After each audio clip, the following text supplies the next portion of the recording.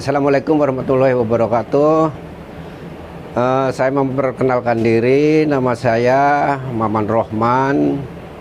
Saya salah satu pengrajin tahu di Desa Babakan Gebang, Kecamatan Babakan, Kabupaten Cirebon.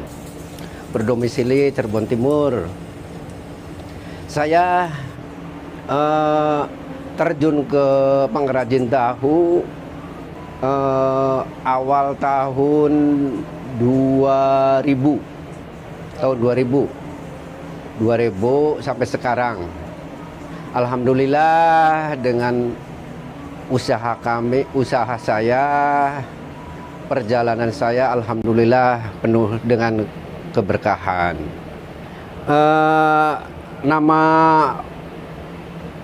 produksi kami, pabrik tahu kami itu dengan tidak disengaja, mungkin itu dari petunjuk Allah, saya beri nama Perintis. Itu Perintis bukan dari dari TNI atau kepolisian. Ini sesuatu singkatan dari Perindustrian Tahu dan Petis gitu.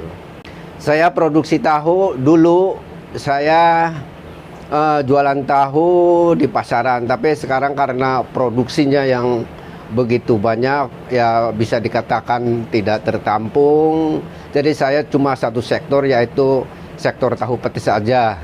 Karena perkembangan perdagangan sekarang ada semacam tahu crispy. Jadi crispy juga saya produksi.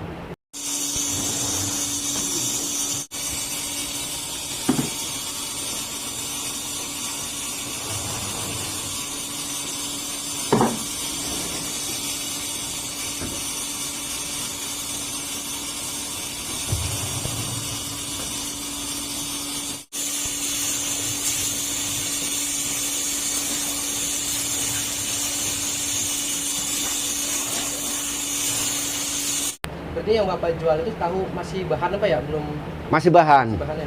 Jadi yang udah siap saji, siap konsumsi itu di lapangan.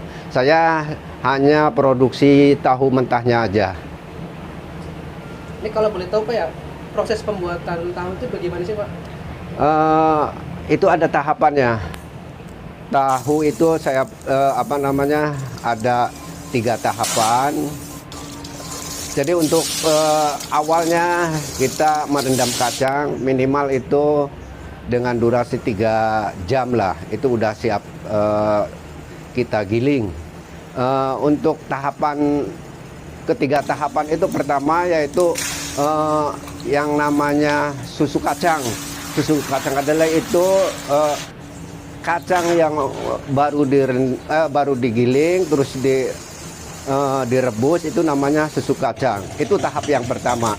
Tahap yang kedua itu kembang tahu. Kembang tahu itu proses pembibitan. Itu akan jadi kembang tahu. Yang dinamakannya tahu itu tahap ketiga. Itu kembang tahu yang udah dicitak, itu namanya tahu. Yang udah siap saya kirim atau siap kita jual.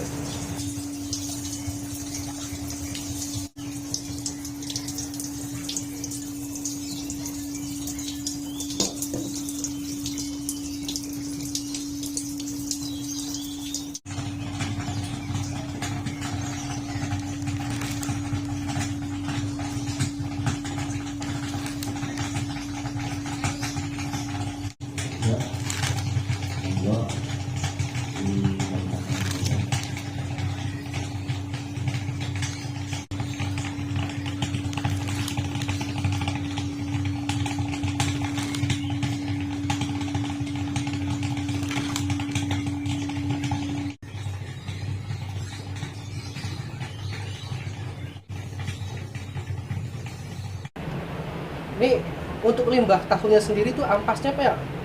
Ini katanya bisa diolah buat Oh iya. bahan juga ya Pak ya? Kalau untuk pengrajin tahu itu nggak ada yang kebuang, nggak ada yang sifatnya mubazir. Sampai ampas pun kita bisa komersilkan, bisa kita diuangkan.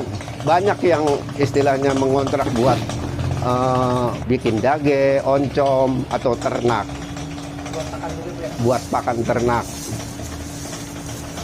Bahkan jangankan ampasnya, limbah pun kalau kita pelajari bisa kita manfaatnya sebagai biogas. Tapi saya karena tidak ada kesempatan, karena singkatnya waktu saya belum sempat untuk mempelajari limbah daripada tahu itu dibikin biogas. Untuk bahan bakar Pak gimana? Oh, untuk bahan bakar dulu saya pakai gas. Kayak gas. Karena mengingat itu gas itu untuk produksi itu tidak ada subsidi, maka kita beralih ke bahan bakar kayu. Ya, untuk perbandingan itu lebih hemat daripada gas itu. Ini untuk cara perebusannya juga ini berbeda Pak ya? Kayaknya ini baru lihat Pak ya, ini Pak, cara perebusan di sini Oh, iya. pakai plastik Pak ya? Ini untuk perebusan, mungkin saya salah satu anak bangsa. Kalau kita lihat, saya lihat dari YouTube ataupun dari media media yang lainnya, saya belum pernah melihat yang namanya perebusan seperti ini yang pakai plastik. Mungkin berpikir orang itu mungkin akan leleh, tapi saya nggak ke situ karena saya punya punya keyakinan itu. Kalau plastik, kalau sifatnya dibakar di atas api itu akan meleleh. Tapi kalau sekedar itu ada media, ada air, itu karena panasnya itu tidak mungkin yang namanya meleleh. Maka saya untuk percobaan dari dulu sampai sekarang ya pakai plastik itu. Mungkin dari seluruh Indonesia mungkin nggak ada yang pakai kayak gini.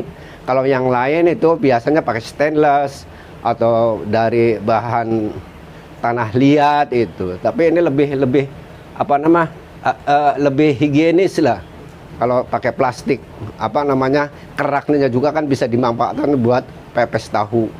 Untuk idenya sih Pak, ini awal mula Bapak ada ide ya atau ada inovasi membuat ini untuk menggodok Iya. bahan ini, itu dari mana Pak? Itu Referensinya tuh? dari inisiatif saya sendiri, karena dengan secara nyata saya belum lihat kalau namanya kan itu dari meniru atau ya belum ada gitu. Kayaknya baru saya ini yang saya coba gitu.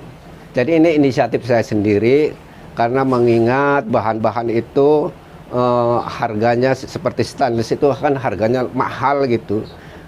Jadi saya berusaha untuk seefisien mungkin saya bisa produksi dengan biaya yang sangat hemat gitu. Terus ini untuk perebusannya kan biasanya kalau tahu itu dengan api langsung Pak ya? Oh. Melalui ada alat untuk menggodoknya ini. Kenapa ini pakainya uap ya? Oh iya, jadi gini, dulu saya udah pernah yang langsung pembakarannya, penggodokannya di atas api. Itu saya pakai uap, itu kelebihannya memang banyak. Satu, hemat dari bahan bakar. Terus untuk mengingat waktu itu sangat singkat sekali. Jadi kalau pakai uap itu kan kalau satu kali rebusan itu udah bisa kita pakai beberapa kali godogan. Dan saya tidak kembali ke nol lagi. Kalau pakai pembakaran secara langsung di atas api itu udah pasti kan kita untuk penggodokan itu kembali lagi ke nol, pakai air mentah. Kalau ini udah nggak, langsung aja gitu. Ini nggak Pak? Ada perbedaan kualitas untuk kualitas memang ada kelebihannya kalau pakai uap. Satu, tidak ada bau seperti sangit itu. Satu, keduanya tahu itu bersih gitu, kelihatan putih seperti kapas gitu. Tapi kalau pakai langsung pembakaran di atas api itu kadang-kadang warnanya merah, kadang-kadang hitam gitu. Terus condong ke tahu yang nggak jadi, yang namanya tahu burung itu. Jadi karena lama dalam proses penggodogan, maka akan terjadi suatu namanya fermentasi, timbul rasa asam. Kalau pakai uap itu enggak. Ini untuk pemasaran gimana Pak? Ya, untuk pemasaran saya masih untuk daerah Cirebon saya udah pernah masuk. Jadi sekarang lagi merintis ke daerah Brebes, Jawa Tengah. Jadi saya punya wacana untuk masuk lagi ke daerah Kuningan yang memang belum kenal masalah makanan khas Cirebon yang namanya tahu petis. Untuk bakulnya sendiri kalau boleh tahu itu ada berapa, Pak? Kalau masalah bakul tahu, katakanlah anak buah itu lebih dari 20. Kalau aktif semua itu kalau ada acara seperti acara adat, acara tradisi, acara peresmian, hajatan, itu semua aktif itu sampai 25 bakul. Tapi kalau ini jadi rutinitas ya, kalau dirata-ratakan itu kadang-kadang ada yang libur, ada yang aktif itu. Jadi ya continue ya di atas 15-an lah. Untuk karyawan berapa orang, Pak? Untuk karyawan itu ini sangat hemat sekali. Kalau pabrik tahu itu, kalau untuk pengrajin tahu itu tidak perlu karyawan banyak-banyak. Jadi untuk sementara ini saya dikelola sendiri karena karyawan yang nggak berangkat gitu. Maka minimal untuk si pengusaha itu harus menguasai masalah proses pembikinan tahu.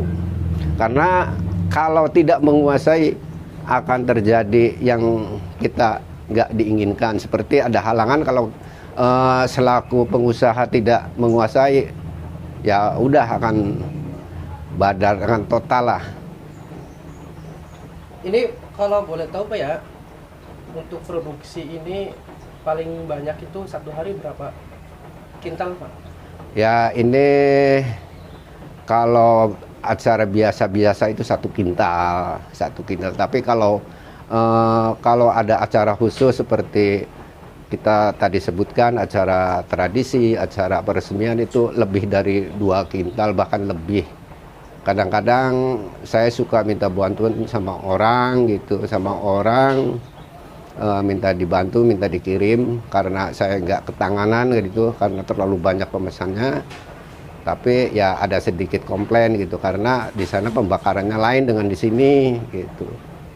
Untuk memotivasi saya itu jujur aja dari yang memberikan spot motivasi itu dari istri saya. Memang dulu sejarah istri saya orang tuanya itu produksi tahu, ya mungkin saya di situ saya bisa memotivasi atau diberikan support dari situ. Dan saya mengingat bahwa saya udah pelajari pabrik tahu itu ya untungnya ya memang menjanjikan lah gitu. Jadi saya jadi tertariknya di situ.